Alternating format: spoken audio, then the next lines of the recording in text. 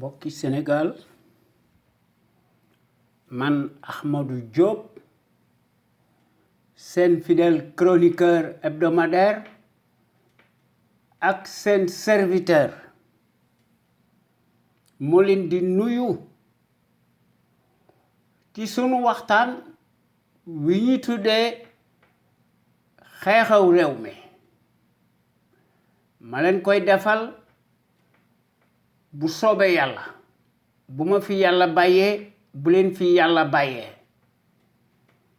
talaata bu nekk inshallah à partir de 17h GMT heure de Dakar soit 19h heure de Paris xam ngeen ko dutu leen ko jaawatle ñu leen koy defal ci à travers les ondes de notre radio Sunu Kër FM, la première radio panafricaine nekk ca Californie ca Los Angeles muy sunu radio exceptionnel bu mag bi de renommée internationale kon xam ngeen ne tey talaata 21 juillet 2020 sunu émission bi nu tuddee xew-xew réew mi day gën a am solo duma tàyyi di ko wax te loolu dama koy def en toute humilité nekkuma devin waaye li nga xam ne moo ci nekk li ñuy wax daal kenn mënu ko weddi ku ko weddi nag doo fi teg dara histoire bi moo ko bind de marbre nun ci loolu la nu nekk duñu wax lu nu xamut ku weddi li ñuy wax liiral sunuy article yi ak sunuy audio nu ñépp benn virgule du ci changé waaw jubadi gii fi nekk depuis 2012 day gën a yokku sunu Sénégal gi dañ ko séntu woon ci gileem mu wàcc ci mbaam loolu moo fi nekk neexu tax nag waaye loolu moo fi am parce que sunu dëkk bi yëkkati fa sa kàddu di ko teg ci dëgg day indi musiba dafa mel ni que sunu réew mi danoo alku bëggatuñoo dégg dëgg moo tax li fi nekk rek di fi nekk kii nga xam ne yoroon làmmiñam wala tax lénifiant mielleux mu ne man léppam day leer rupture totale changement radical bi pënduwuree gis nanu kàcci kii nga xam ne day bajantu moom muy digal cangaay à sa bande de fripouilles mais kooku mësta set dafa tilim takk répp xam na ko koo xam ne danga sat ci say milliards fexe ba fen kàcc ci sunu digg dëkk bi ndax xaalis mooy fale ak fen am réew lëm daal kenn du ko dénk baadoola de ndax baadoola boo ko dénkee am réew lëmm baadoola ni moom lay fal ak waasoom te loolu la Macky Sall di def toujours ci la nekk waaw parce que il est imbu de sa propre personne mësta yaakaar ne dana mas a nekk président de la République te nekkut un président de la République c'est un chef de clan ci loolu la nekk nekkut ci leneen baadoola day fuuy baadoola amul kaddu waaw waaye nag fen na ba jàll waaye nag gis nga li nga xam ne moom la nu jural waaye nag moom ak en toute circonstance day indi musiba waaw loo xam ne am na fi mu koy taafantaloo ci loolu la masa nekk te loolu gis nañ ko ci référendum bi te gis nañ ko ci législative cataclysmique yi du 30 juillet 2017 2019 mu def noonu tey mi ngi latoo corona virus boo xam ne daf ko servir d'alibi pour interdire tout et sévir Macky démb compté wu tey jii mooy compté Macky bannit un état de droit régalien bëggu ko waaye nag fen na ba jàll ndax ci loolu la nekk hypocrite noonu ngay defee traître noonu ngay defee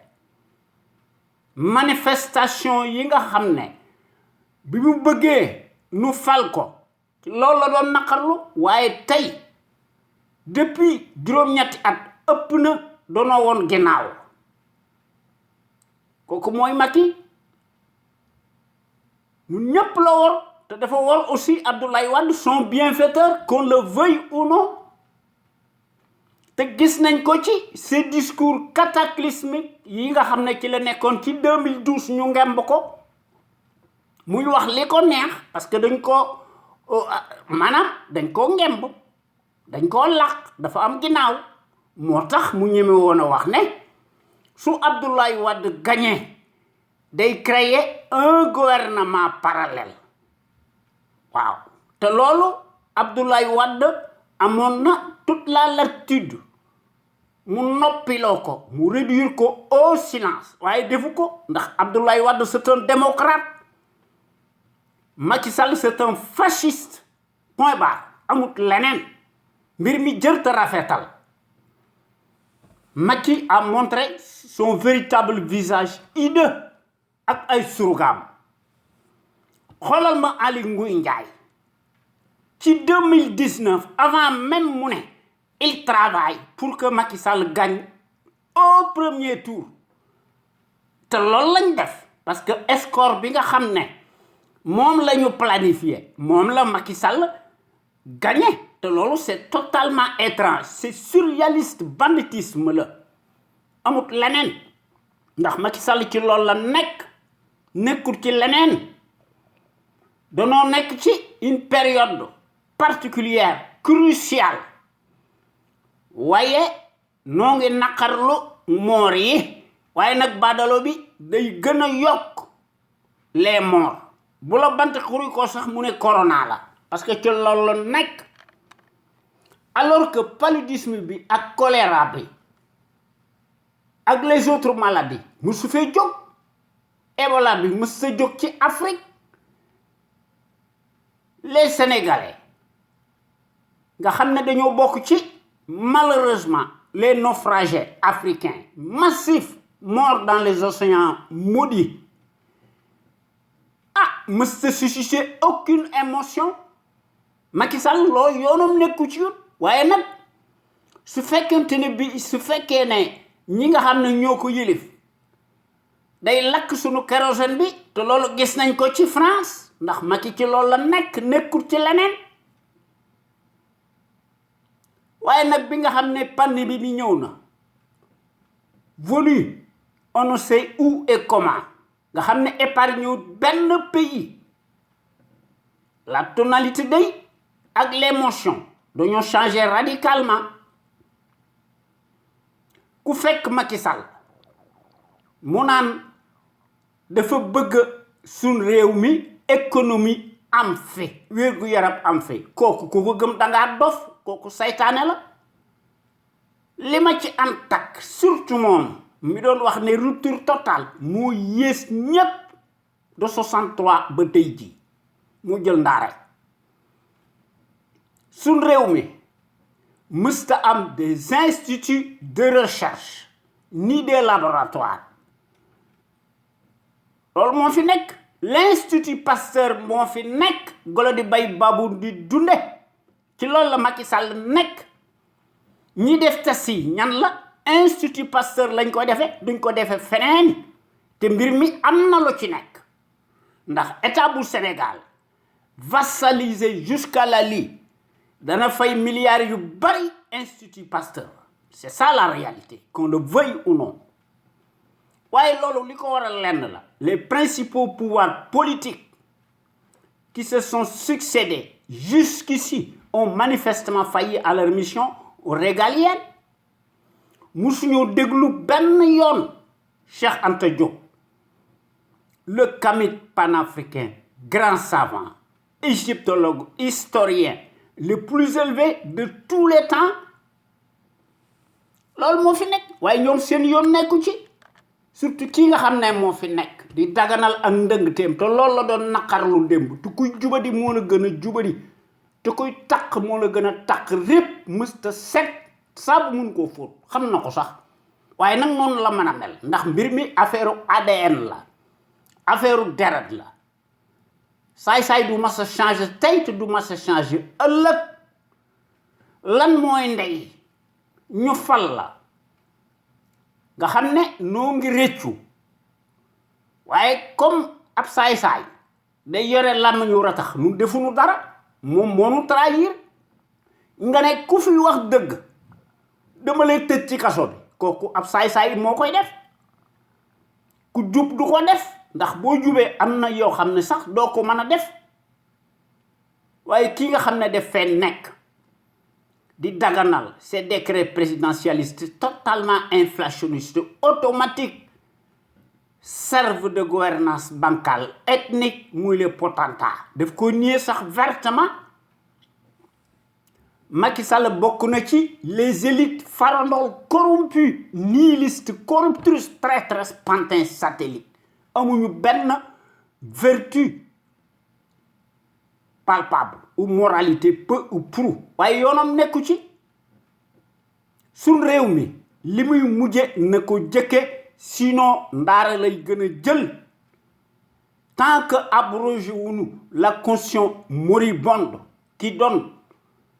des prérogatives exorbitantes au président monarque prédateur li fi nekk moo fi nekk ndax constitution moribonde bi dafa am un caractère blasphématoire contradictoire même buñ ko defut mbir mi day gën a garaaw rek réew moo xam ne depuis 2012 Macky Sall mi ngi nuy tàngal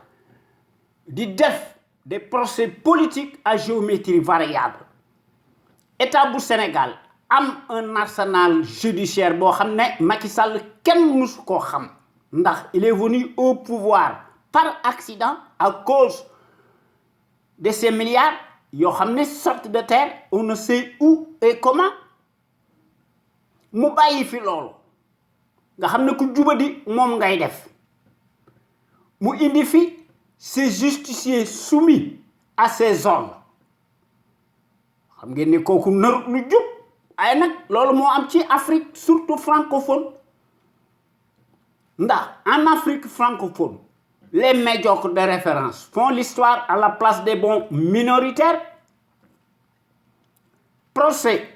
présumé judiciaire interminable cataclysmique surréaliste à sens unique des surenchères sur commande du malfaiteur nga xam ne dafa takk rip mësta set muy digle càngaay te moom mësta set ci dara procès yooyu bu ñu ko seetloo ba seetlu ko n'obéissent qu'à des soubassements politiques de bas étage waaye nag ces coupables yi nga xam ne dañoo nekk dans son enseigne maléfique franc-maçonnique circulent librement en toutes circonstances et en toute impunité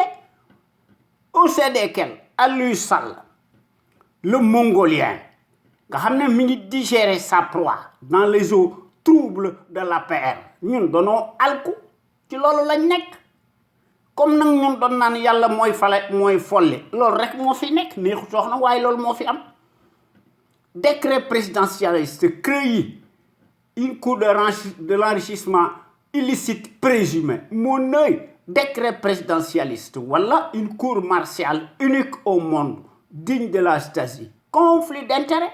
manifeste qui est totalement illégal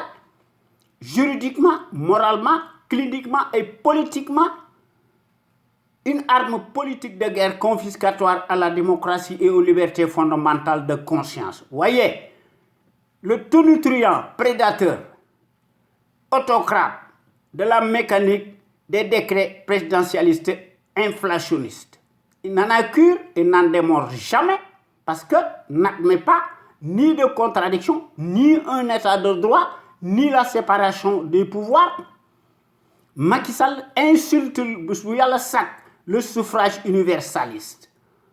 tient à usurper li nga xam ne moo fi nekk muy la pandémie nga xam ne dafa bëgg am l'usufruit sur la pandémie mortelle le coronavirus ci loolu la nekk nekkul ci leneen sunu Sénégal gi li fi am mooy les hôpitaux de l'indigénat dañoo nekk des mouroirs à ciel ouvert voyez le dictateur qui nous tympanise nos oreilles à longueur de journée en toutes circonstances et en toute impunité et sa cohorte de canailles en bande organisée nga xam ne bu leen bant xurikoo ñu jël picc mi ñu sàcc alalu réew mi Macky Sall réquisitionné benn avion ñu mën a ñëw ci France alors que sunu Sénégal gii la majorité duñu faju ku añ du reer waaye yoonam nekku ci kooku sa parole n'a jamais valu de l'argent ni un sou. Macky Sall est un absolutiste Machiavel, traître dans l'âme jusqu'à l'abîme, cultive et promeut la trahison qui la nekk muy le multimilliardaire des ténèbres des postes de nomination et multirécidiviste nga xam ne est beaucoup plus riche que les présidents des pays développés xam ngeen ne suñu réew mi dañoo alku code di fa wax naan un gouvernement du peuple par le peuple et pour le peuple il y a lieu de parler d'un capharnaüm, d'un bazar ou un amas de cafards et de vers de terre tribaliste qui koy jiite muy le caïd putschiste clinquant clanique né l'homme de la surcharge pondérale dit l'entonnoir colonial ou le caniche de l'Occident Nedoko Bandoum de la démesure et la débauche dont l'immoralité n'échappe plus au commun des mortels par sa lâcheté inégalable nga xam ne ay loi unique scélérate ci la nekk ak ay parjures cataclysmiques alors que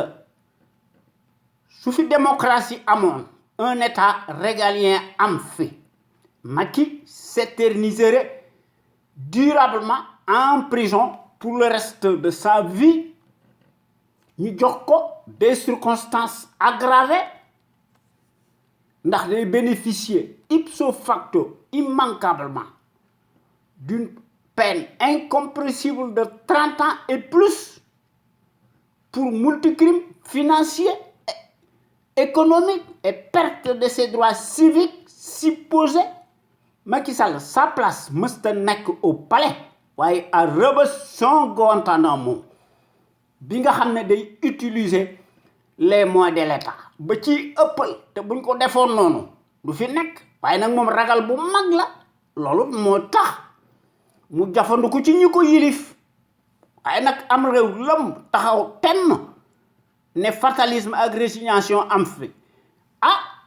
réew moomu de luñ ko jiiñ mooma te gëwuma ne extérieur foo leen gis ñu intervenir seen njariñ bopp rek ci la ñu nekk waaye réew moo xam ne fépp fu ñu intervenir ay dégâts collatéraux moo fi nekk jub du fa am xiif moo fay am FMI moo fay nekk ak musiba yu bari moo fay nekk waaye nag comme d'habitude yéen waa Sénégal ak sénégalais ak sénégalaises yi nekk ca biir réew ma ak sénégalais ak sénégalaises yi nekk ci bitim réew ñu leen di tuddee les sénégalais de l'extérieur suñu jàmbaar yu mag yi maa ngi leen di nuyooti di leen sant ak di leen gërëm te di leen sargal ci déglu bi ngeen nuy déglu bàyyi seen yitte yépp yéen waa Sénégal amu leen moroom ñoo ngi jox njukkal aussi tous nos auditeurs ak sunuy auditrices góor ak jigéen mag ak ndaw fàttewuñu kenn ak seeni commentaires yu rafet ndax loolu aussi bokk na ci démocratie noo ngi gën a nuyooti bu baax ndax ñoom it kenn demul ñu des muy les meilleurs sentinelles ci Sénégal nga xam ne gor yi te ñu bokk ci bu ñuy def suñu waxtaan wi ñuy tuddee l'info autrement ñu koy def altine ak alxames à partir de 16h GMT heure du Sénégal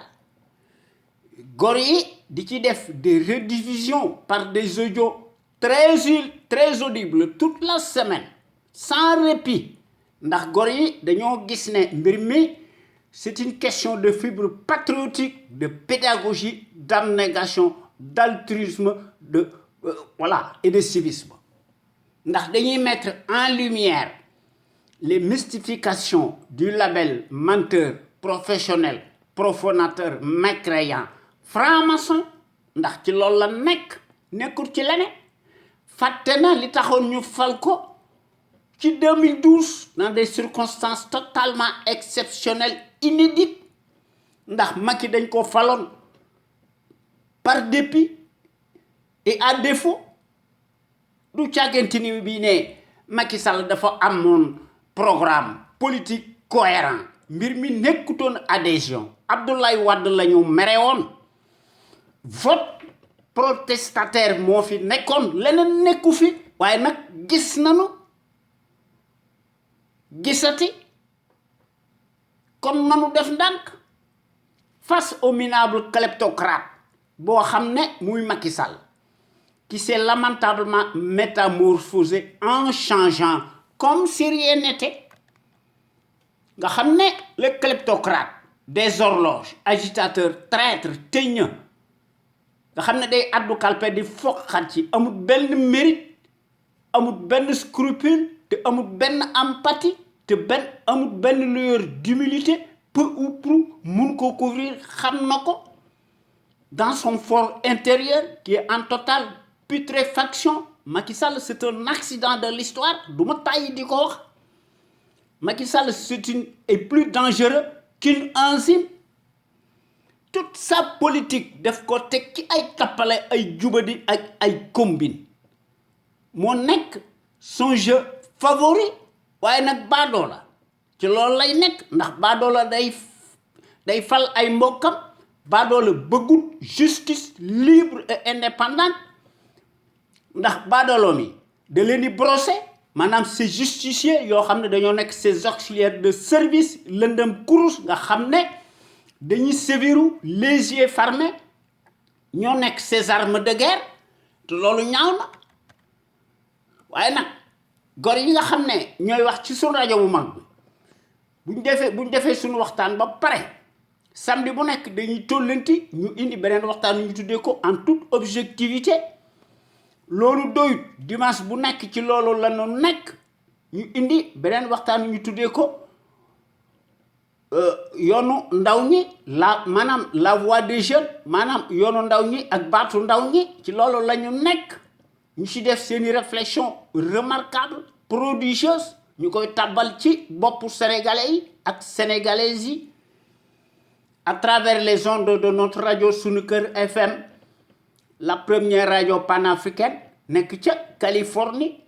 muy sunu rajo exceptionnelle bu mag bi de renommée internationale waaye ñun ñi nga xam ne ñoo nekk ci membre ñun ñi nga xam ne ñoo nekk ci conscience patriotique pour le changement au Sénégal nga xam ne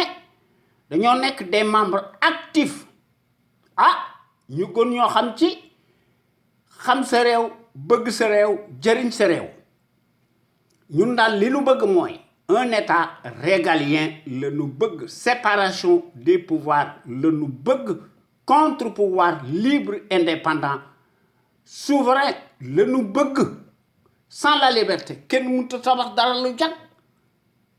waaye badolo bi nana cure kooku tey moo yore am ndëndëm di tëgg di digle cangaay te mësta set moom bi doon wax ne un état de droit lay def kooku kay ni mësta nekk ci tànki tabax état de droit day jaay doole di addu kalpe ndax xam na li mu def muy l'envoyé spécial colonial attitré en Afrique et accrédité à Dakar muy Macky Sall ndax depuis 2012 ba tey jii la république des scandales surréalistes moom lañ fi gis yoo xam ne day gën a yokku une dictature qui tourne plus que jamais en plein régime intégralement négationniste d'apartheid qui s'accommode en permanence nga xam ne daay gu jeex mu indi leneen te ay parjures cataclysmiques ci la nekk guddi ak bëccëg waaye ñun ñi nga xam ne ñoo nekk ci CPC daal loolu bokkut ak suñu vision de la démocratie waaye suñu Sénégal gii lu ñu mën a wax dafa mas a nekk un grand pays historique au point de vue du savoir pluriel et de la morale éternelle en puissance waaye la survie bii yoonam nekku ci ndax day occulter la dépendance dynamique coloniale muy Macky Sall mi nga xam ne dafa mas a nekk le champion de la rupture aléatoire ndax ci corruption ci la nekk di ko daganal muy le chantre du népotisme et de la pagaille waaye day démb une certaine presse seen wax bari woon na se déchaîner pour un oui pour un non de façon péremptoire abusive même sur l'ancien régime bu Abdoulaye Wade qui en avait naturellement pour son grade était traité de tous les anathèmes du monde et de tous les péchés waaye curieusement bi pënd wuree ndax dañoo xiifoon lool waaw affamé waaw waaye day la même affluence répugnante dañoo suur këll tey waaw bien engraissé par les deniers de l'État maanaam Macky Sall moo leen di ger ndax dañuy changer seeni nature waaye nag dañuy garder seeni peau loolu moo ci nekk ndax Macky Sall buy ger de plus en plus les consciences abîmées ah la même servilité daal moom day wàññi discours am maanaam day wàññi ay tonalité am ndax dañ koy tempérer ak seeni sémantique yoo xam ne aigre-doux waaye nag ñoom préfèrent parler de gros morceaux péché waaw te kooku ay péché la sax en fait parce que guerre la ñooñu dañuy participer directement à la corruption te corruption crime la waaye Macky Sall de moom yoonam nekkul ci loolu jaaxalul ci moom parce que un franc-maçon yoonam nekkul ci moom nu mën a def rek ba jàll yoonam nekkul ci tous les francs-maçons ci loolu lañ nekkuñu ci leneen évidemment kooku mooy def l'apologie du nazisme monétaire muy l'ingérence monétaire coloniale kooku day xam ngeen ne wax dëgg yàlla mës am benn yoota de patriotisme ni de fiscalisme encore moins de panafricanisme et de civisme moom day moo doon déclaré ni daal la monnaie coloniale est bonne à garder waaye nag fexe na moo Alassane Ouattara nga xam ne moom it amul kàddu fexe nañu ba tappale defe ne mën nañoo nax nit ñi ñu ne daal l'éco mooy remplacer franc CFA bi alors que bu ñu ko seetloo ba seetlu ko l'éco ak franc CFA benn la ndax bonnet blanc la ak blanc bonnet kon ñaar ñooñu amuñu kàddu ndax Alassane Ouattara comme amatul candidat alors que la constitution daf koy interdire mu briguer un troisième mandat ñu bëgg koo daganal man da damay bëgg a jomm ci Afrique kon lu neex waay di def kon jarul sax ñuy bind ay article léegi jaratu ko dictateurs yi ci loolu lañ nekk ndax dañoo am ginnaaw képp koo xam ne yaa ngi ko doon def te àndoog ñoom critique nañ la comme nag ñoom dañuy sàcc di dundal extérieur moo taxit extérieur di tëj gi mi ñam te naan gisuma alors que même bu fekkee tere bi gis na ndax seen njariñ dong lañ ñuy défendre musuñu défendre la démocratie ci Afrique seen yoon nekku ci ndax les États n'ont pas d'amis mais rien que des intérêts waaye ñi nga xam ne ñoo nekk ci conscience patriotique daal pour le changement xam sa réew bëgg sa réew jariñ sa réew loolu bokkut ak suñuy gis-gis ci ni Afrique di doxale ak ci ni nga xam ne moom la baadoolo bii di doxale suñu réew mi te des na ko fi jële ci nii mbaa ci naa parce que lu ëpp nag tuuru ndax ñun ñi nga xam ne ñoo nekk ci CPC daal noo ngi lànk kandaare bu baax ci suñu digg penc mi ci suñu digg dëkk bi la gestion népotique et gabégique du Sénégal par un parti politique, une coalition de partis et une famille te noo ngi dingat bu baax l'accaparement des ressources du Sénégal par une seule famille paresseuse piccatique ak son clan baadoolo bi jox leen poste yu kawe dans toutes les structures de haut niveau bu état bu Sénégal vassalisé jusqu'à Lali kooku mbirum corporatisme la indignement ethnique Macky takk leen ndomboy tànk yu gën a kawe comme si les compétences et les expériences des CV bidonnés de Ramassi se mesurent scandaleusement à l'aune des mêmes patronymes particuliers visiblement bien sonnants. Kooku mooy la conviction surannée surréaliste du négationniste Macky Sall qui foule du pied bu yàlla sàkk les affaires de la cité mu les traître en chair et en os qui l'éprouvent matériellement sur le terrain du crime ndax amut xam-xam ndax xam-xam bu gàtt la am te xamul dara c'est un accident de l'histoire kooku ni mu ñëwee ci pouvoir bi par accident noonu rek lay mën a gouverner ndax ci gis-gisam bu gàtt la médiocratie les postes octroyés se conçoivent exclusivement à l'aune du bazar né de Kobandoum de la consanguinité ethnique et à la proximité de l'idolâtrie représentée par le binôme des mystifications ethniques idiocratiques te loolu Mariam Faye xam na ci dara ak ay rakkam ak ay magam xam nañ ci dara waaye ñoom seen yoon nekku ci Macky Sall a nommé plus qu'un village entier portant les mêmes patronymes particuliers visiblement bien sonnants te yemuñu ci loolu boo gisee les nominations ndax Macky Sall ci nomination ci la dëkk li kenn mus koo gis on se demande même est-ce que li nga xam ne moom la Banque mondiale di lebal Sénégal ak FMI est-ce que du ko politiquer la question se pose koo xam ne bi ngay ñëw ci pouvoir bi nga ne dangaa déclarer 8 milliards de patrimoine waxoo ne sax na am nga compte bancaire kooku ñaata la am tey la question se pose kon yéen góor yi ñoo ngi leen di ñaan ngeen di ñëw di fraterniser ci Sénégal ci conscience patriotique pour le changement xam sa réew bëgg sa réew jëriñ sa réew sunu Sénégal gi moo ciy gagné ak sénégalais yi ak sénégalaises yi ndax bu ñu bëggee mën nañ ko ñu def ko dans le sens des progrès exponentiels ensemble tout est possible toutes les ressources humaines mi ngi fi li fi manqué kay mooy booloo am mbooloo moo fi manqué bu nu fexee ba nga xam ne ñi bëgg suñu réew mi moo ëpp fuuf ñu koy wor yaakaar nañ ni suñu réew mi dana jëm ci kanam waaye réew moo xam ne une minorité cartélisée présumée notable de l'heure ñu leen di ger ñu koy nangu di ko daganal di ci def des éloges yoo xam ne xel mënu koo nangu te gëmuñu ci dara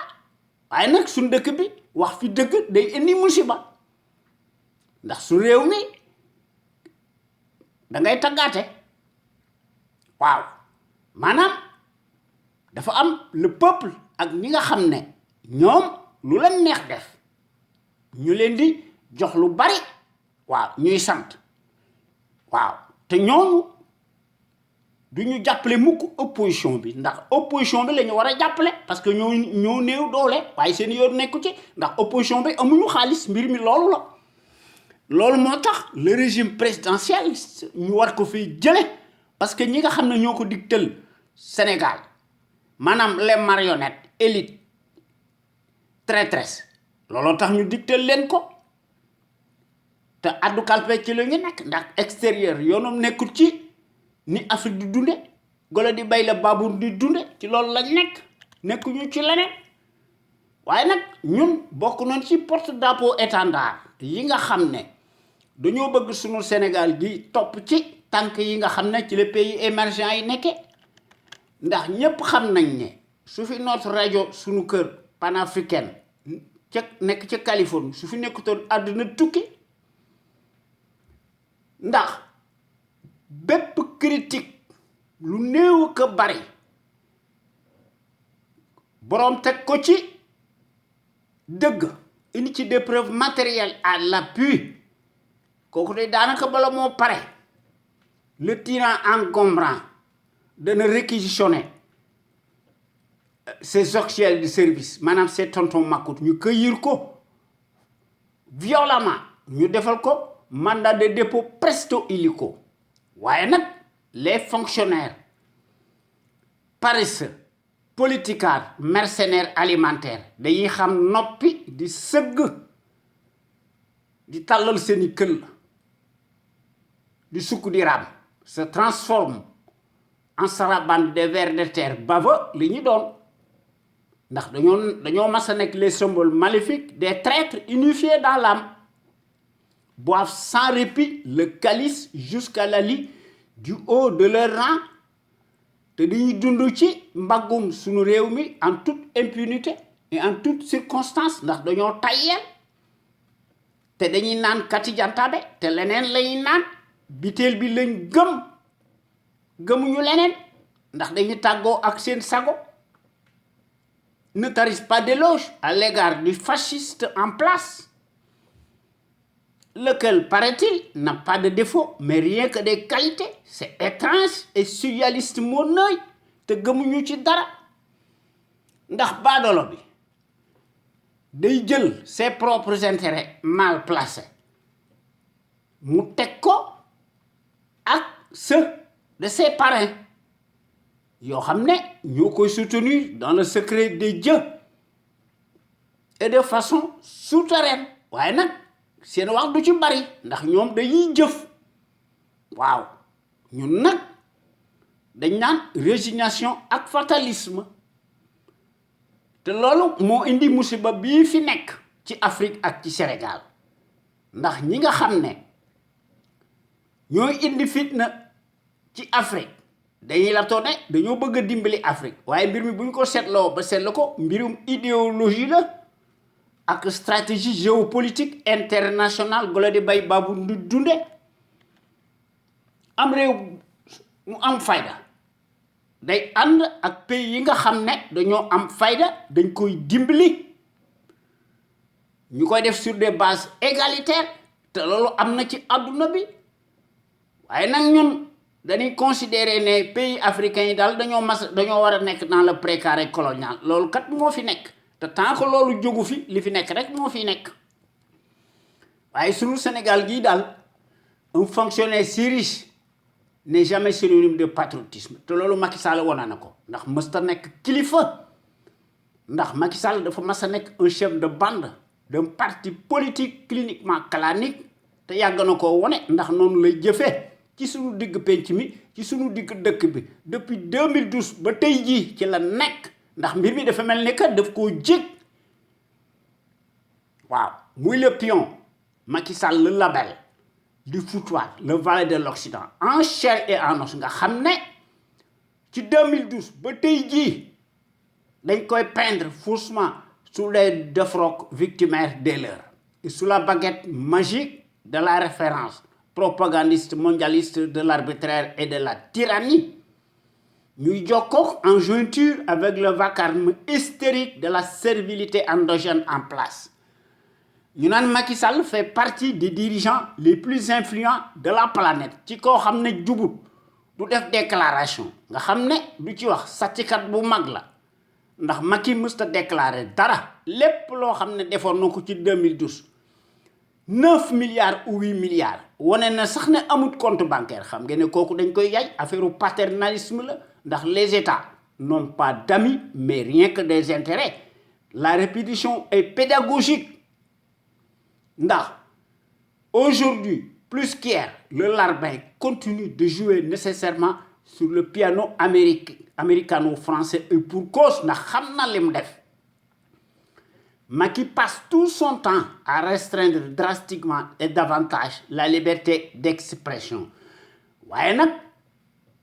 day jënd les consciences abîmées présumées notables de l'heure ñu ne ay kilifa lañu waaye Macky yëmul ci loolu day commander bés bu yàlla sàkk du matériel de répression waaye les populations siphonnées astiquées ñu leen di considérer comme un matelas financier extensible ñu leen di cribler d'impôts et de taxes de toutes sortes ñooy fay bor bi te bor bi nag diis na gan na surtout nag ci coronavirus bi nga xam ne kenn xamut fu mu jógee Macky Sall di confiner nit ñi alors que moom dafa sàcc ba doy la moom mën naa confiner wu waaw di tukki di wajaase di dégg nga di def li ko neex waaye li nga xam ne moo ci gën a doy waar day yet wi nga xam ne moo ñuy duma noo koy jënd te loolu nag doy na kii man waaw ndax am réew lim ji rek loolu rek lay mën a góob nii ko tax na waaye loolu moo fi am kon daal suñu réew mi daal dañ ko war a changer ñu teg ko dans la bonne direction ndax loolu lañ war a def en action matérielle nag suñu bëggee suñu Sénégal gi retrouver waat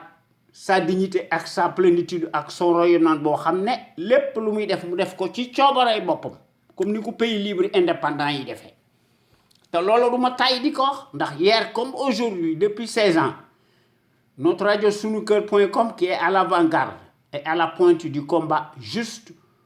et pour l'émergence du Sénégal debout et fier de l'être sunu rajo bu mag bi mës ta nekk ci les chantiers battus ndax sunu rajo bu mag bi day proposer du neuf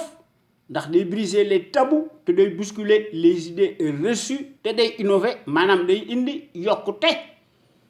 te day populariser la démocratie ndax sunu rajo bu mag bi mës ta nekk ci les conventions ubuesques de l'establishment s'inscrit dans sa trajectoire révolutionnaire qui évolue dans le bon sens des valeurs et des progrès immenses, exponentiels, salutaires et indispensables pour que nous soyons capables d'assurer le destin de notre pays sur des bases voulues en toute indépendance et en toute conscience. Ndax qu'on le veuille ou non, n'en déplaise à la pestilentielle apérisée, notre média est plus que jamais devenu un phénomène de société, reste nag le seul à aborder librement les sujets les plus variés qui sont considérés comme la loi de l'omerta, en particulier la gouvernance politique, bancale, énigme ethnique que les médias serviles du service public, surtout nag le service public. ña fa nekk ñoo fa nekk dañ leen di jox grade di leen jay naan leen di ngeen mën a jàng les mêmes patronymes particuliers visiblement bien sonnants ñoo fa nekk te loolu gis nañ ko ci la maison présumée de la presse te loolu moo am ci la radio télévision Racine Talla Macky Sall loolu moo am ci APS te loolu moo am ci le journal Le Soleil Yaxa Mbaye day xarmat transhumant bu mag la te waxam bari na waaw presse yépp daanaka même privé sax bokk nañ ci tous presque dañoo mas a nekk tous arrimés et deviennent de facto des instruments alimentaires politicards soumis aux ordres monopolisés par le pouvoir calamiteux tortionnaire usurier dañuy xam noppi di sëgg parce que dañoo manqué de fibre patriotique ak civisme ndax warukat yu mag lañu moo tax ñuy ànd ak baadoolo bi loolu moo fi nekk leneen nekku fi te su rajo bu mag bi day def des innovations multiples tant par la qualité des informations qui sont largement publiées à travers notre site sunuker.com que par les analyses pertinentes des sentinelles sénégalaises nga xam ne ñooy wax ci sunu rajo bu mag bi la première radio FM panafricaine nekk ca Californie ca Los Angeles muy l'avant-garde du civisme et du patriotisme te loolu noo ngi koy def en toute humilité te loolu dafa nekk nag wax dëgg yàlla une exclusivité de notre site sunuker.com ak sunu rajo bu mag bi la première radio panafricaine de renommée internationale nekk ca Californie vous ne trouverez nulle part ailleurs de telles informations capitales utiles les plus importantes, si diverses et variées, par leur qualité éminemment prouvée, surtout celles qui relèvent incontestablement de la géopolitique, qui contraste parfaitement avec la platitude manifeste de la servilité en place nga xam ne dañ fee nekk di gën a daganal le bilan de plus en plus chaotique du négationniste ethnique, révisionniste, et dont l'immoralité malodorante sans égal, exceptionnelle et substantielle à son taux d'ADN te loolu jaaxalunu ndax il n'y a rien d'étonnant de la part d'un professionnel menteur, profanateur, mécréant, franc-maçon qui ment plus qu'il ne respire sunu Sénégal gii du génn ci pénombre bi ak ci guêpier infernal bii nga xam ne baadoolo bi moo na ko teg depuis 8 ans nañ ko wàññi. Il faut que nous réglions le compte du traître Macky Sall en chair et en os et sa bande de fripouilles alignés bu ñu ko defut li fi nekk rek moo fi nekk ndax masla bi dafa mel ni que résignation la ak fatalisme wala couardise c'est réactionnaire même waaye nag góor yi nga xam ne ñooy wax ci sunu rajo bu mag bi un panel d'intellectuels daal de haut niveau ñoo ci nekk ndax ñoom daal dañoo nekk de gros calibre doué en matière grise s'exprime en toute logique, en toute indépendance et en toute conscience ndax dañuy démontrer magistralement seeni capacité intellectuelle ndax dañoo nekk des têtes bien pleines ndax ñooy décortiquer di décrypter l'actualité nationale et internationale et qui font part de leur expertise sur les produits toxiques chimiques notamment nag les faits divers scientifiques, sanitaires, sociaux, religieux, politiques, sans oublier les incivilités patentes dont sont coupables les politicards véreux qui ont manifestement failli à leur mission régalienne ndax dañuy ubbi di gën a ubbeti la boîte de Pandore à certains citoyens sénégalais égarés par leur manque de conscience se soulagent publiquement et piteusement aux abords des bâtiments lu jiw a jeexul jógu fa dañ koo gis ci baadoolo yi loolu la kon soyez donc plus nombreux ngeen di gën a déglu góor yi wax ci suñu rajo bu mag bi wala ngeen yore seeni audio ak seeni xalima des na ko publier incha allah te dara du leen ci fekk muy suñu rajo bu mag bi la plus populaire qui reste bien nag l'éternelle cheville ouvrière des sentinelles sénégalaises aux vérités implacables aux bras d'acier inachetables et qui font constamment preuve d'analyse pertinente sans complaisance ne souffrant d'aucune ambiguïté sur la chose publique au Sénégal ndax actualité bi ci Sénégal soo ko ubbee da ngay rus te da ngay jommi ndax day gën a marqué wu ndax day gën a bari du ñu xam fan la ñuy commencé ak fan la ñuy teeral dañuy seet li nga xam ne mënuñu ko ñàkk bañ a wax ñu wax ko ndax bu ñu bëggee wax lépp nag duñ ci génn loolu tax na ba nga xam ne ñun ñi nga xam ne ñoo nekk ci CPC daal maanaam ci conscience patriotique pour le changement xam sa réew bëgg sa réew jëriñ sa réew suñu principe daal mooy nu fexe ba unir rassembler autant de patriotes sénégalais ak sénégalaises autour d'un idéal commun pour cela nag ñun ñëpp dañ ci war a indi suñuy détermination ñu indi ci patriotisme civisme am ci ku ne indi ci sa xalaat bu rafet ñu boole ci nag la démocratie participative à l'échelle nationale li nga xam ne mooy jënu wu mag wi muy la volonté politique de chaque sénégalais ak sénégalaise ndax suñu Sénégal gi nekk le phare de la démocratie plein développement économique politique militaire financier am fi ñu jox mooy takku suñu soldats si ndax ñu mën a assurer nos frontières aériennes ak terrestres ndax ku lay dimbali day ëmb sa sagal waaye jàngkat bu mag bi fi nekkoon daal téereem di jeex muy Cheikh Anta Diop kenn du ci wax aw turam ndax képp koo xam ne ci politikaar yi yaakaar nga ne boo waxee aw turam doo mës a ñëw France di faju kooku mooy góor gi muy le visionnaire hors pair l'éternelle figure de proue charismatique le gros calibre homme d'honneur le kamit panafricain le plus coriace de tous les temps moom da daan mas a wax ne l'Afrique day doit opter pour une politique de développement scientifique et intellectuel et y mettre le prix. Sa vulnérabilité excessive des 5 derniers siècles est la conséquence d'une déficience technique. Le développement intellectuel est le moyen le plus sûr de faire cesser le chantage, les brimades, les humiliations. L'Afrique pourrait devenir un centre d'initiative et de décision scientifique au lieu de croire qu'elle est condamnée à rester l'appendice, le champ d'expansion des pays développés. waaye baadoolo yi seen yoon nekku ci kon tant que réforme wuñu le régime présidentiel prédateur ñu remplacer ko par un régime parlementaire li fi nekk rek moo fi nekk ndax lépp lu nu mën a def day nekk lu un coup d'épée dans l'eau waaw su réew mi nañ ko tabaxaat remodeler waat ko ñu indi ci des principes démocratiques et des institutions fortes inviolables respectées nag par des patriotes sénégalais ak sénégalaises imbus de la fibre d'honneur suñ fu bëggee am une gouvernance irréprochable ak un état de droit régalien boo xam ne bu ñu fi dellusi waatee le régime parlementaire le président day nekk lu dul un personnage symbolique waaw te kon il faut que ñu créer les conditions obligatoires boo xam ne suñu bëggee am une véritable gouvernance politique économique saine transparente financière attentive yoo xam ne day seet lu dul les seuls intérêts nationaux incessibles supérieurs et légitimes de la nation sénégalaise pour toutes ces raisons nag li nga xam ne mënta ñàkk mooy li ñu war a jëkk a def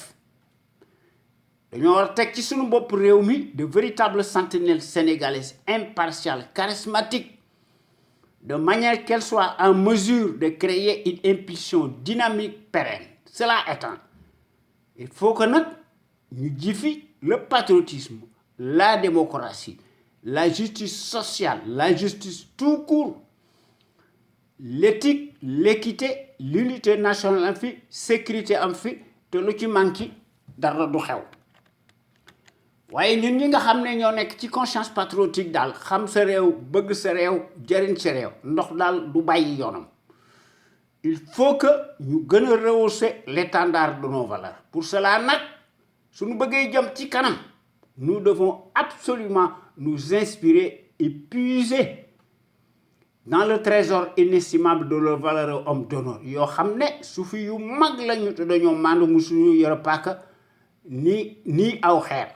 ñu jàngale seen xam-xam ci sunu daara yi ak ci sunu collège yi ak ci sunu école primaire yi te bu ñu fàtte aussi suñu jàmbaar ju mag gi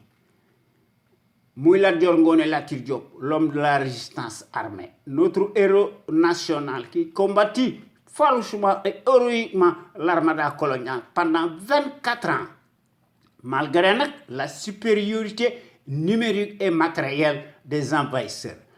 nga xam ne Lat Dior Ngoné Latyr Diop notre héros national a versé son sang et marqué d'une empreinte digitale sa vie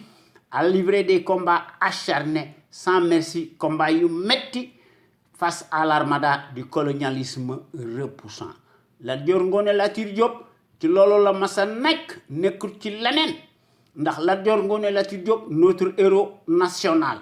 nga xam ne tomba sur le champ de l'honneur les armes à la main à la bataille de Derklé le jeudi 27 octobre 1886 avec 2 de ses enfants majeurs Thiendella Niabass ak Sakhawar Niabass et beaucoup de ces guerriers redoutables ils laissèrent leur vie ce jour-là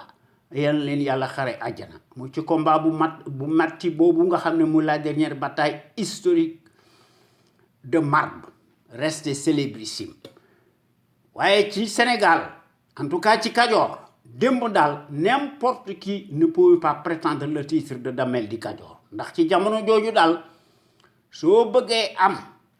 le titre bien mérité de Damel di Kajoor danga war a am l'esprit du sacrifice et la capacité de résistance danga war a am fitu gaynde te doo trembler comme une feuille morte danga war a subir des épreuves d'endurance tout azimut danga war a combattre nag nécessairement en même temps sur le terrain des hostilités te Lat Dior Ngoné Latyr Diop def na ko à l'âge de 15 ans loolu amut ci àdduna waaye tey jii ci Sénégal maanaam dans les temps modernes suñu réew mi kenn xàmmeetu ko muy le Sénégal suñu réew mi dafa dellu ginnaaw en arrière de 200 ans Lat Dior ku ko yeewoon tey danaan waaw yéen xanaa yéen ci lu ngeen nekk ci lii ngeen nekk mbaa yéen yéen a ko tey waaye nag dans les temps modernes day ci Sénégal nos soi-disant présidentialistes de la République nga xam ne ay ragal yu mag lañu tous dañoo nekk des multimilliardaires par les raccourcis politiques des postes de nomination te ki nga xam ne moo ci jiitu muy saay-saay bii nga xam ne digge na fi digge yu bari doon def des discours lénifiants et mielleux génn na ci ba set wicc kàddoom amul njariñ daanaka ñoom ñëpp se réduisent en roitelets pour n'être que des abrutis poltrons, des clowns de pacotille dévergondés entre eux de garde-corps, se donnent indignement et piteusement la qualité de dirigeants imaginaires yoo xam ne musuñu ko doon ni de près ni de loin. waaye nag bu ñu fàtte aussi les gros calibres que furent Cheikh Anta Diop ak Mamadou Dia, que sais-je encore, ndax borom xam-xam yi bari na fi. Il faut que ñu cultiver fi le civisme chez les populations. Le civisme moo nekk le réflexe décent de tout citoyen responsable qui a sa place dans la société. Le civisme implique le savoir-faire et la civilité lorsqu'il s'agit de la chose publique. ndax en tant que citoyen soo amee ay droit da nga am ay devoir waaye Macky Sall de moom nee na ay droit rek la am te gis nañ ko ci discours yi nga xam ne ci doon wax ci 2012 mu ne daal il a bénéficié des privilèges relatifs à sa position d'ancien premier ministre mu doon ko wax ci dans le journal américain Foreign Affairs. xam ngeen ne kooku du gor kooku xam ngeen ne kooku du kilifa waaye ñun ñi nga xam ne ñoo nekk ci CPC daal loolu bokkut ak suñu gis-gis ndax bokk nañ ci l'avant-garde des consciences yi nga xam ne ñoo ngi ci def liggéey bu rëy ndax ñoo ngi ci def une vaste campagne de sensibilisation massive de manière que chaque citoyen ou citoyenne sénégalaise foo mën a nekk dangaa war a set ci biir ak ci ginnaaw ñu xam sa ndey ak sa baay li nga am jaadu na wala jaaduwul ñu seet koo xam ne buñ ko bëggee wateel mooy ki nga xam ne ginnaawam set na mooy ki nga xam ne mooy défendre l'intérêt général ñu wateel ko su fekkente ne bii ne scrutin am na waaye day kii day muy Macky Sall ay carte dama taxoon mu falu waaye gaw ma ne day ay carte moo ko fii jële leneen daal moo ko fii jële waaw waaye nag comme ñun dañuy wax résignation li fi nekk rek moo fi nekk te loolu day wute naag li nga xam ne moom la Maliens yi di def ndax ñoom dañoo am jom waaw ñun dañoo nekk ci leneen parce que loo wax ñu interpréter ko parce que ñi nga xam ne une minorité cartélisée nga xam ne pouvoir bi dong la ñuy gërëm ñooñu day bëgguñu réew mi changer parce que bu fekkee réew mi changer ne un régime parlementaire nekk fi daañu liggéey wala ñu xam nu ñuy def de ay nag suñu réew mi moom daanaka ci loolu la ñu mas a nekk 1963 ba nëga ni ndax Macky Sall est réfractaire à la démocratie élection de du ko fi jële leneen daal moo ko fi jële kon il faut que ñu génn ci suñuy armes conventionnelles yi ñu contraindre Macky Sall mu neex ko mu naqari ko ndax Macky Sall bokk na ci tyran yi nga xam ne dañuy gis ne l'issue des scrutins de pacotille se joue nécessairement dans la cour des voleurs en bande organisée ndax dañuy gis ci seen xam-xam bu gàtt ne mbir mi dafa nekk lu dul une simple formalité administrative moo tax su réew mi tardé kon su ne Sénégal gi mënta échapper aux contingences mondiales obligatoires spécifiques à chaque peuple ndax mu mën a assouvir son propre destin ndax mu mën a opérer une véritable rupture nette totale ndax suñu rajo bu mag bi de ak ay góor noo ci nekk ndax suñu rajo bu mag bi moo nekk la plus crédible par son patriotisme actif ndax suñu rajo bu mag bi dafa am des qualités exceptionnelles à l'infini la qualité nag est avant tout un état d'esprit qui vise à l'excellence yokkute am fi ci jëf ak ci jikko won ko askan wi bu baax te loolu la suñu rajo bi am ak góor yi nga xam ne seen kàddu bu jibee dañ ko def en toute indépendance et en toute conscience sur des bases voulues ndax ñooy compensé par leur esprit alerte la bassesse et la médiocrité d'une certaine classe plutocrate multimilliardaire des raccourcis politiques sentinelle sénégalaise qui s'exprime librement à travers les ondes de notre radio sunu kër ñoom ñépp dañoo am une logique crédible patriotique nationaliste bien placée qu'elle distille peu à peu dans les consciences sénégalaises pour que sunu Sénégal gi aille de l'avant sunu Sénégal ki topp ci sur la trajectoire des grandes nations émergentes nga xam ne ku leen toog ñu diggaale ko yow bam saf waaye sunu rajo bu mag bi day quant à elle historiquement et présentement elle est par définition la référence exemplaire et à la différence d'une certaine servilité achetable de référence s'accommode mécaniquement et hystériquement par la désinformation et la manipulation n'agit qu'au doigt et à l'œil du régime capitulaire négationniste et de son chef valet menteur professionnel profanateur mécréant nègre de service autocrate Macky Sall ndax notre radio sunuker.com daal fidèle à elle-même bu ndey wax dëgg rek fidèle elle-même dans sa ligne éditoriale ah moom day reste plus que jamais le rempart de la démocratie réelle qui porte par excellence la marque du support médiatique sénégalais le plus libre pour son indépendance plausible par rapport à un exécutif corrompu, juge et parti impulsif et qui dicte par devers sa propre loi arbitraire au nom de la tyrannie pour faire taire toute voix discordante des opinions libres. ndax sentinelle sénégalais yi nga xam ne daal ñooy wax ci kaw ndax ñoo nekk fi ñu war a nekk dañuy wax ci kaw et publiquement ce que les minables politicards pensent tout bas par leur insuffisance criarde ndax dañuy tàllal seeni loxo ak seeni këll di tuubal sàcckat bu mag bi nga xam ne mësta nekk kilifa évidemment li fay nekk rek moo fiy nekk ndax notre radio sunu kër exceptionnel daal góor yi ciy wax nekk ñu fi rek di critiquer wala di sànni ay xeer wala ñu wax li leen di neex ndax bés bu yàlla sàkk nag day proposer des solutions concrètes pérennes tangibles ndax ñu mën fay créer nag wax dëgg yàlla un véritable Sénégal émergent totalement opposé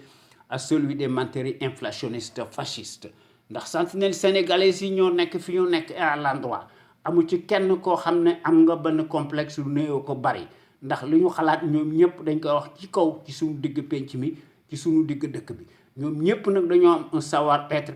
un savoir productif actif yoo xam ne kenn mënu ko weddi kon nag dañoo wax ci tey suñu thème tey bi daanaka sax mas nañ koo wax ndax mas nañ koo brosser mas nañ cee bind article sax dañ koy gën a yokk rek ndax la répétition est pédagogique dañ koy def pour que chaque sénégalais ak sénégalaise man cee am ta grille de lecture ndax loolu aussi bokk na ci démocratie kon noonu wax ci suñu thème tey bi maanaam nanu wax ci le casseur du siècle au Sénégal passe sous silence son magot faites ce que je dis mais ne vous occupez pas de ce que je fais Macky Sall loolu lay wax maanaam Macky Sall danaan def leen li ma wax ak li ma bëgg waaye nag noppi leen tëj leen seen gémmiñ ci li may def bu ci kenn wax ci man ndax ku ci wax danaa la fàdd te am na ñoo xam ne xam nañ ci dara mooy ñi nga xam ne ñoo doon wax ci mandat loolu moo fi nekk leneen nekku fi autrement dit pour faire beau et amuser la galerie bu ñu seetloo mbir mi ba seetlu ko la déclaration de patrimoine à grand tapage médiatico-politique des rapines n'est qu'une simple formalité administrative surréaliste qui passe comme une lettre à la poste n'a jamais valu un sou maanaam mbir mi bu ñu ko seetloo ba seetlu ko dafa nekk un tissu teg de charniers de mensonges cousus de fil blanc yoo xam ne nekkut de l'argent comptant waaye dafa nekk une piètre échappatoire à la mesure de l'incongruité boo xam ne frisant la démence nga xam ne mbir mi bu ñu ko seetloo ba seetlu ko il s'agit tout simplement d'un enfumage classique et d'une vaste escroquerie politique gigantesque compatible jamais égalée nga xam ne mbir mi dafa nekk un embryomini mystificateur jusqu'à l'abîme maanaam tout est décousu de fond en comble car rien ne tient absolument nous avons déjà vu et vécu déclaration de patrimoine Macky Sall fixe un ultimatum aux membres du gouvernement ou plutôt le ciel ouvert d'un capharnaüm enjolivé d'un écosystème d'apartheid pour dire la vérité il n'y a nullement la moindre lueur tangible tant soit peu ou prou loolu moo fi nekk leneen nekk ci maanaam qui peut compter sans tomber des nues les placements infinis de la famille immédiate des courtisans, des amis, des obligés au CV imaginaire auxquels s'y greffe nécessairement entre autres plus qu'un village entier portant les mêmes patronymes particuliers visiblement bien sonnants nga xam ne ñoom ñooy occupé par devers les postes de haute stratégie taillés sur mesure au cœur de la République agenouillée monarchisée jusqu'à la lie un népotisme injurieux d'un régime le plus scandaleux de toute l'histoire du Sénégal de l'indépendance nominale ba tey jii loolu moo fi nekk maanaam mbir mi bu ñu ko seetloo ba seetlu ko la déclaration de la tartufferie nekk lu dul du vent maanaam dafa nekk le socle d'un banditisme d'État en bande organisée de netlicisme débridé en vase clos surtout quand le premier d'entre eux, le bougre de naissance, est le plus mouillé. Que ça sarabande. Il va sans dire que nous ñëpp dañoo taxrib. Tout s'écroule dans ces conditions. Ndax mbir mi loolu moo fi nekk ndax mbir mi dafa nekk lu un château de cartes. Prenez besoin d'ergoter de midi à 14h. Madame, bu ñu seetloo Macky Sall ni muy jëfee maanaam le flibustier maanaam l'aventurier fidèle et égal à lui-même day occulté par devers son butin nga xam ne Macky fait du réchauffé maanaam day tàngal loolu rek lay def Macky defut déclaration de patrimoine ci 2012 ci 2019 2010 dafa ko wàññi maanaam son patrimoine si colossal nga xam ne daf ko réduire au rabais nga xam ne Macky fait abstraction de tout argent liquide comme si il n'a jamais de compte bancaire alors que yàlla xam na ne il en a à gogo et à l'étranger notamment nag dans les paradis fiscaux et à l'abri des regards indiscrets de qui se moque-t-on? Qui voudrait-il tromper encore comme si nous sommes des demeurés? te mbir mi bu ñu seetloo le conseil constitutionnel dafa nekk la tanière le repère des corrompus que j'appelle maanaam le symbole de l'hypocrisie et de l'esbrouffe maanaam mbir mi dafa nekk une entourloupe qui est sous la botte du malfrat ne peut que se soumettre et se mettre au garde à vous s'exécute la tête baissée et les yeux fermés comme tout le reste des farandoles nga xam ne corps de contrôle institutionnel font profil bas face au gouverneur dit le valet béni-oui de l'Occident nga xam ne ay intérêt colonialiste moo nekk en arrière-plan loolu la leneen nekku ci maanaam Macky bu ñu seetloo ni muy jëfee muy le syndicaliste corporatiste ethnique muy le coupable malveillant le magouilleur désigné l'ennemi public numéro 1 digne de son rang des postes de nomination tànn sa blonneer tel une huître sur son rocher n'est pas à son coup d'épée n'est pas à son coup d'essai nga xam ne dafa arriver au pouvoir à défaut et par dépit grâce à l'esclandre de son butin nga xam ne Macky ci loolu la nekk ndax en politique nag wax dëgg yàlla tout se paye cash te gis nañu comme si rien n'était comme on dit rebelote chasser le naturel et revient toujours au galop waaye aujourd'hui plus qu'hier Macky tient encore une fois de plus à laver à grande eau ces parjures cataclysmiques empilés les uns aux autres et à la place publique devant le nez et à la barbe de sa justice soumise. Pour rappel, un mois après son investiture à la magistrature suprême nga xam ne ci jamono jooju dafa amoon un grand bruit ndax moo doon défrayer la chronique à l'époque Macky Sall l'inévitable casseur du siècle au Sénégal ou l'hypocrite prédateur numéro 1 clinquant tonitruant taciturne s'autoflagelle en qualité de paragon de la rupture aléatoire s'offrit honteusement et affreusement en spectacle et dans les colonnes du journal Jeune Afrique on ne sait à quel prix Macky doon déclaré ne par son kilo abracadabrantesque Macky ne mieux vaut cacher son patrimoine et ne rien publier xam ngeen ne ko wax feeñ ku jëf feeñ loolu moo fi nekk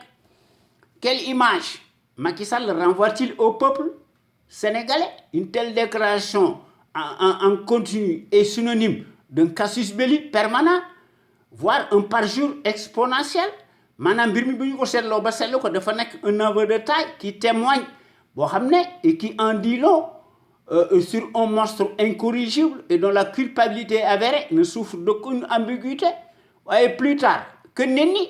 ndax ce qui est bassement légal peut être aussi immoral et abject loolu moo fi nekk leneen nekku ci ndax à l'époque loolu moo fi nekk maanaam à l'époque pour la circonstance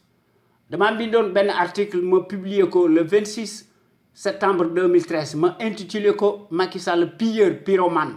et pompier de service point d'interrogation jamono jooju je m'interrogeais aussi ba tey jii sur le pédigré ndax dama doon poser la question suivante Macky Sall le pilleur pyromane et pompier de service peut-il être nécessairement crédible pour créer un état de droit? Question boobu la daan posé te loolu mbir mi bu ñu ko seetloo ba seetlu ko dafa nekk toujours d'actualité en toute humilité noonu laa ko gisee gisewuma ko noneen maanaam l'obscur multimilliardaire des ténèbres ou l'homme aux mains baladeuses chapardeuses nga xam ne le chasseur maanaam déclaré de la traque des biens mal acquis s'autoproclame complaisamment le chantre de la bonne gouvernance de pacotille loolu moo fi nekk te wane na ko maanaam Macky Sall peut-il être crédible au point de se travestir étrangement en imam de l'heure loo ci seet mi ngi ci xam ngeen ne kooku mus koo nekk aujourd'hui plus que jamais je ne prétends pas être un devin ndax li ma doon bind ci 2013 ak léegi dañoo nekk toujours d'actualité ndax beaucoup d'eau a coulé sous les ponts ndax rien absolument n'a véritablement changé en termes de progrès de droiture de droits de l'homme d'éthique ak d'équité si ce n'est le pire qui va en crescendo au Sénégal la constitution moribonde pensée élaborée exclusivement par les mêmes et pour eux-mêmes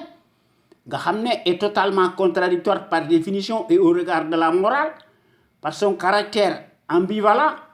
nous bombarde d'un soi-disant gouvernement du peuple par le peuple et pour le peuple en vérité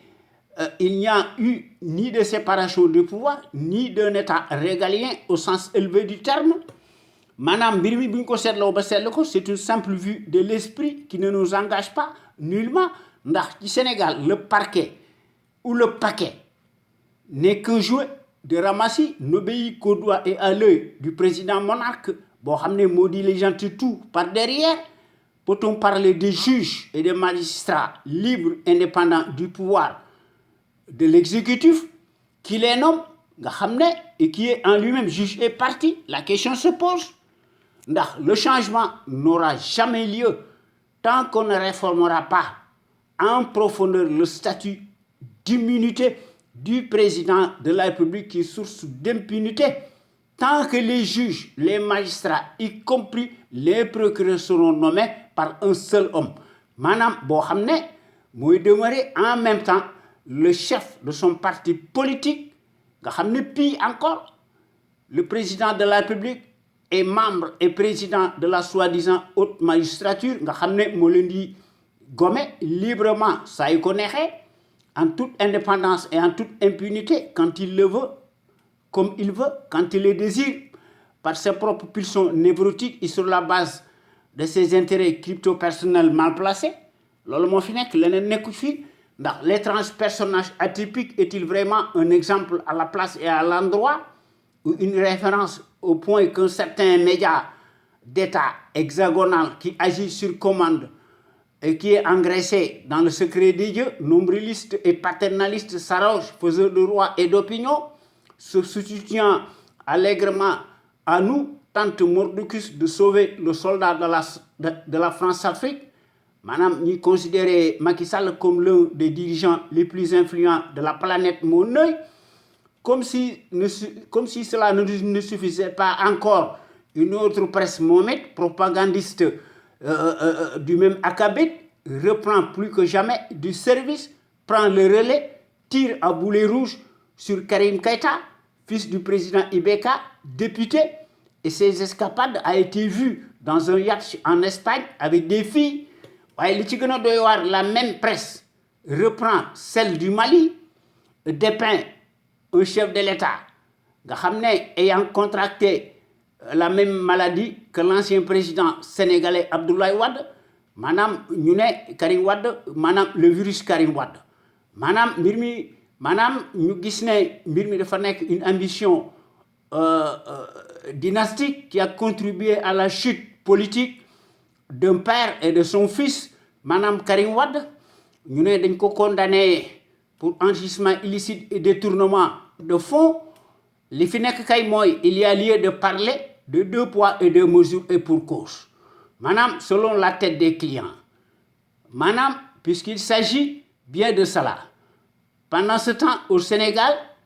cette même presse là nga xam ne dañuy jaay Macky ça garde bien de piper un seul mot sur le coronavirus Macky Sall père et fils muy Amadou Sall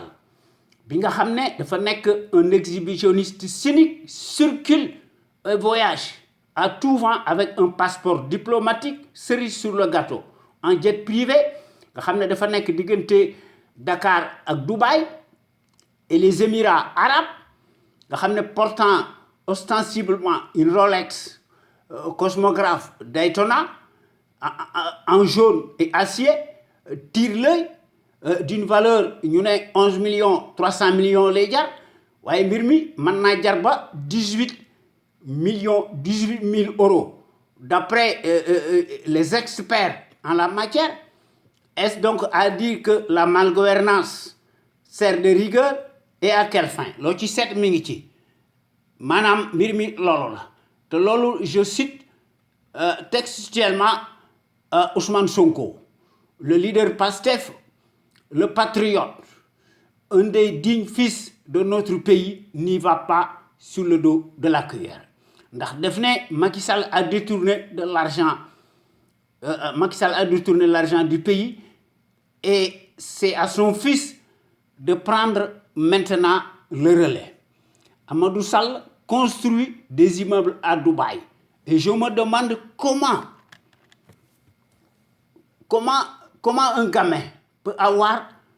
autant de moyens jusqu'à construire des immeubles. Madame, qui n'a pas vu Amadou Sall sortir dans une Lamborghini? waaye li nga xam ne moo ci nekk aussi bizarre que cela puisse paraître, les mêmes médias qui considèrent que Macky fait partie des dirigeants les plus influents ñoo koy protéger waaye cette presse-là s'érige le paragon des bons et mauvais points aux uns et aux autres. Fait du vent debout, blanchi vertement Amadou Sall. Maanaam mu ne ce n'est pas lui waaye benn américain la presse boobu loolu la doon affirmer et à quel prix loo ci seet mi ngi ci. La question se pose maanaam de façon rationnelle et en toute légitimité et pour cause. Et si on parlait d'Aly Ngouille Ndiaye, le ministre de l'Intérieur, le prédicateur planificateur de la comédie électorale ci 2012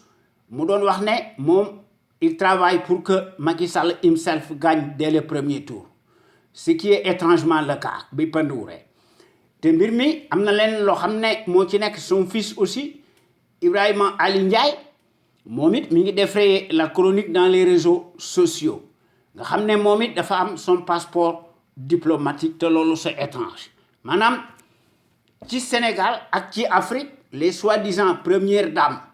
qui n'ont pas des fonctions officielles et leurs enfants voyagent en toute impunité avec des passeports diplomatiques. Kooku mooy la République des passe-droits et des privilèges illégaux. Maanaam les fils de présidents de la République soi-disant sont des présidents aussi de facto, bénéficient de l'impunité.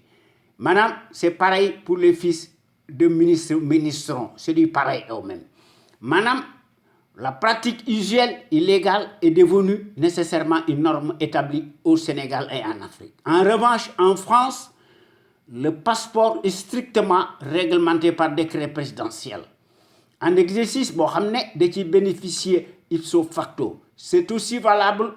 pour le Premier ministre, le président du Sénat, le président de l'Assemblée nationale et les membres du gouvernement pour la durée de leur fonction. Maanaam passeport yi diplomatique dañ koy def lu dul à titre de courtoisie ñu koy délivrer aux anciens présidents de la République, Premier ministre, ministre des Affaires étrangères et ambassadeurs. waaye Sénégal leneen ak Afrique leneen la ñuy def. kon boo gaañi maa ngi leen di jox rendez-vous talaata bii ñëw incha allah ci suñu waxtaan wi ñu tuddee xew-xew réew mi ñu leen koy defal à travers les ondes de notre rajo Sunu Kër FM, la première rajo panafricaine nekk ca Californie ca Los Angeles muy suñu rajo bu mag bi de renommée internationale. Jërëjëf.